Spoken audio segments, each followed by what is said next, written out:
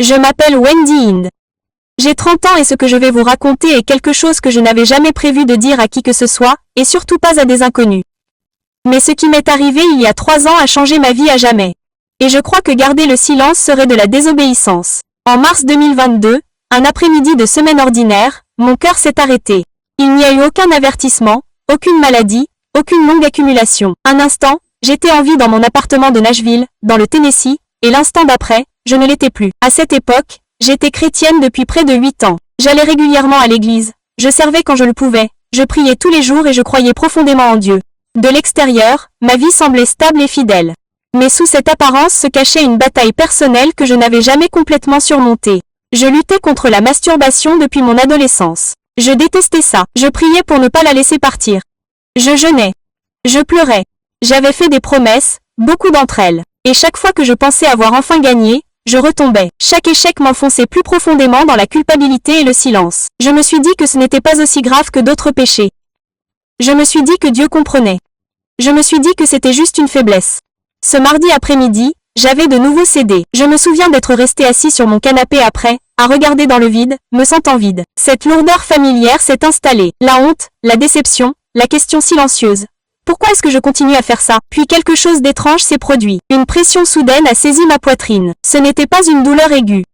C'était écrasant, comme si quelque chose d'invisible me pressait la poitrine, m'écrasant la vie. J'ai essayé de respirer, mais l'air ne venait pas. La panique m'a envahi alors que j'essayais de me lever, mais mes jambes ont lâché. Je me suis effondrée sur le sol. La pièce a tourné. Ma vision s'est estompée. Puis tout est devenu noir. Quand j'ai ouvert les yeux, je n'étais plus dans mon appartement. Je me tenais dans un endroit que je ne peux pas décrire complètement. Il ne faisait pas sombre, mais il n'y avait pas de lumière non plus. J'avais l'impression d'être suspendue hors du temps, hors de la terre. Il n'y avait pas de mur, pas de sol tel que nous les connaissons. Pourtant, j'étais là, et je n'avais pas peur. Puis, je l'ai vu. Je n'ai pas eu besoin de lui demander qui il était. Je l'ai su immédiatement. Sa présence devant moi irradiait un amour débordant, mais aussi une pureté absolue. Sa sainteté n'était pas intimidante au sens où les humains l'entendent. Elle était révélatrice. Elle m'a fait prendre conscience instantanément de tout ce que j'avais fait en secret. Chaque secret que j'avais justifié, chaque moment que je pensais que personne ne voyait. Il ne m'a pas salué. Il n'a pas souri. Il n'a pas parlé avec désinvolture. Il m'a simplement regardé. Et dans ce regard, je me suis sentie pleinement connue. Puis il a parlé. Wendy, j'ai besoin de te montrer quelque chose. Sa voix était chargée d'autorité, mais aussi d'urgence. Avant que je puisse répondre, l'atmosphère a changé. C'était comme si un voile avait été retiré. Et soudain, j'ai pu voir au-delà du monde physique. Je regardais dans le domaine spirituel. Ce que j'ai vu m'a terrifié. Il m'a expliqué que la masturbation n'est pas seulement un acte physique. Ce n'est pas non plus une lutte privée inoffensive. Il m'a montré que chaque fois qu'un croyant s'y engage, quelque chose se produit dans le monde invisible. Quelque chose dont la plupart des chrétiens sont complètement inconscients. Il m'a dit qu'il y a des choses que l'ennemi vole à travers ce péché. Pas une seule, pas deux, 6. Et il a dit que beaucoup de ses fidèles subissent des pertes qu'ils ne peuvent pas expliquer parce qu'ils ne comprennent pas ce lien. La première chose qu'il m'a montré était quelque chose qu'il appelait le feu spirituel. Soudain, j'ai vu ma propre vie se dérouler devant moi. Pas de mon point de vue, mais comme si je me regardais de l'extérieur.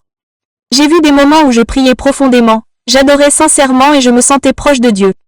Pendant ces moments, j'étais entourée de lumière comme une flamme qui brûlait doucement autour de moi. Puis j'ai vu les moments où je tombais dans la masturbation. Chaque fois que cette lumière diminuait, quelque chose de sombre s'installait et la drainait comme l'eau qui s'écoule d'un récipient brisé. Le feu ne s'est pas contenté de faiblir, il a disparu. Il a expliqué que l'appel spirituel placé dans la vie d'un croyant est sensible. Il ne peut coexister avec la souillure. La luxure, a-t-il dit, étouffe immédiatement le flux de la puissance divine. Oui, le pardon est réel. Oui, la miséricorde est disponible. Mais la restauration du feu spirituel n'est pas automatique. Il faut parfois des années pour retrouver ce qui a été perdu en quelques instants. Il m'a montré que l'ennemi cible les gens très tôt, souvent dans l'enfance ou l'adolescence, car les habitudes prises jeunes peuvent limiter l'efficacité d'un croyant pour toute une vie. J'ai commencé à comprendre pourquoi je me sentais si souvent spirituellement sec. Pourquoi j'avais du mal à ressentir la présence de Dieu. Pourquoi les moments de puissance ne semblaient jamais durer. Et puis il a dit, ce n'est que le début. Après avoir révélé comment le feu spirituel est épuisé, le Seigneur ne s'est pas arrêté.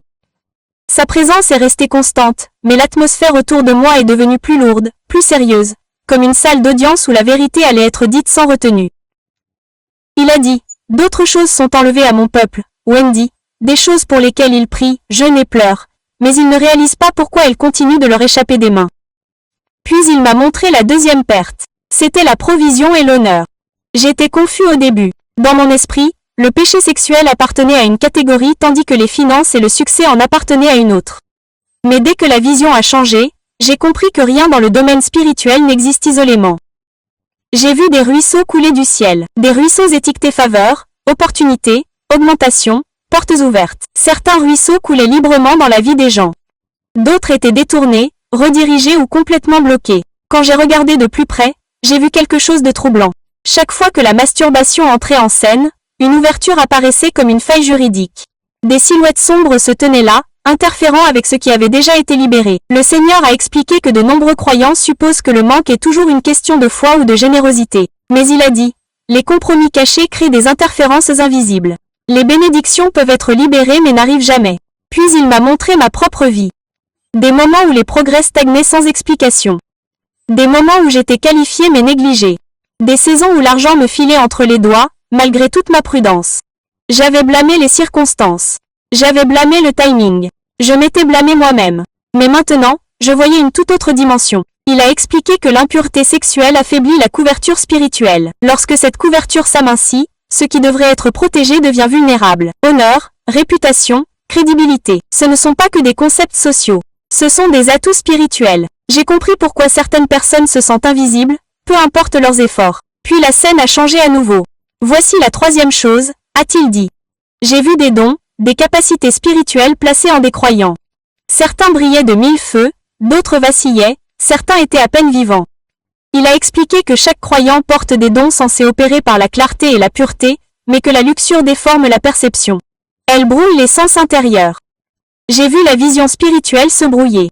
Les voies autrefois claires sont devenues incertaines. La confiance en Dieu s'est estompée pour laisser place à l'hésitation et au doute. Il m'a montré que les dons peuvent toujours fonctionner, mais de manière imprécise. Les mots sont prononcés sans précision. Le discernement s'est émoussé. La foi est affaiblie par une contradiction interne. Je l'ai reconnue instantanément. Des moments où je me sentais autrefois spirituellement vif, mais où j'ai eu du mal à faire confiance à ce que je ressentais. Des moments où je doutais de moi-même, sans réaliser que ce n'était pas de l'insécurité, mais une interférence.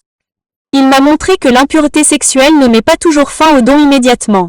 Parfois, elle les ronge lentement comme la rouille sur le métal. Puis il a dit, maintenant, regardez la quatrième chose. Soudain, je me suis senti fatigué, pas physiquement, mais spirituellement. J'ai vu des croyants essayer d'aller de l'avant, se fixer des objectifs, démarrer fort, puis s'effondrer dans l'épuisement. J'ai vu des cycles se répéter encore et encore. Désir, échec, honte, fatigue. Il a expliqué que cette perte se manifeste par une motivation épuisée, une passion diminuée et une apathie spirituelle. Beaucoup pensent qu'il s'agit de dépression ou d'épuisement professionnel, mais c'est souvent un vol. J'ai vu des gens perdre leur force après des moments d'indulgence secrète. Leur dynamisme a disparu, leur discipline s'est affaiblie, leur soif de Dieu s'est estompée temporairement, puis est revenue, puis s'estompée à nouveau. Il m'a montré comment l'ennemi cible l'élan, car un croyant sans énergie est un croyant qui ne peut pas avancer. Je me suis revu, le recommencement constant, l'incapacité à rester cohérent. La frustration de savoir ce que je devrais faire mais de manquer de force pour aller jusqu'au bout. Puis il a dit, il y a encore plus. La cinquième chose m'a frappé plus profondément que les autres. Car j'ai vu des croyants prier, réprimander, déclarer, et rien n'a bougé. J'ai vu des forces démoniaques tenir bon, inébranlables face à des paroles qui avaient autrefois du poids. Il a expliqué que l'autorité découle de l'alignement. Lorsqu'un croyant se soumet en privé à la chair, son autorité spirituelle s'affaiblit publiquement, non pas parce que Dieu la supprime, mais parce que l'ennemi exploite l'incohérence. J'ai vu des démons se moquer des prières prononcées par des lèvres compromises. Pas ouvertement, mais subtilement par le retard, la résistance et la lassitude. Il a expliqué que de nombreux croyants se demandent pourquoi les batailles spirituelles semblent plus difficiles qu'elles ne devraient l'être. Pourquoi l'oppression persiste, pourquoi la victoire semble partielle.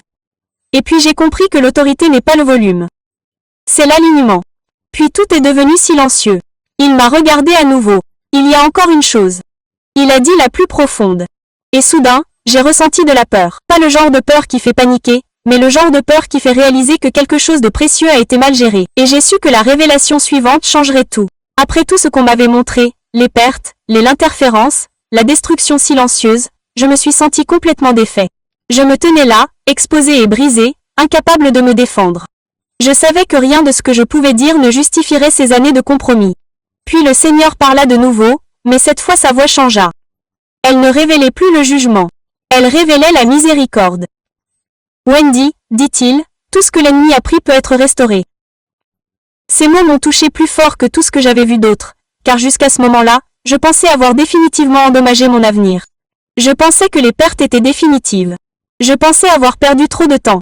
Mais il m'a montré quelque chose de différent. Il m'a montré la restauration, non pas comme une théorie, mais comme un processus. Puis il a révélé la 6e et dernière chose que les démons volent par la masturbation. Il l'a appelée la semence. Pas seulement la semence physique, mais la semence du destin. J'ai soudain vu la semence comme plus que la biologie.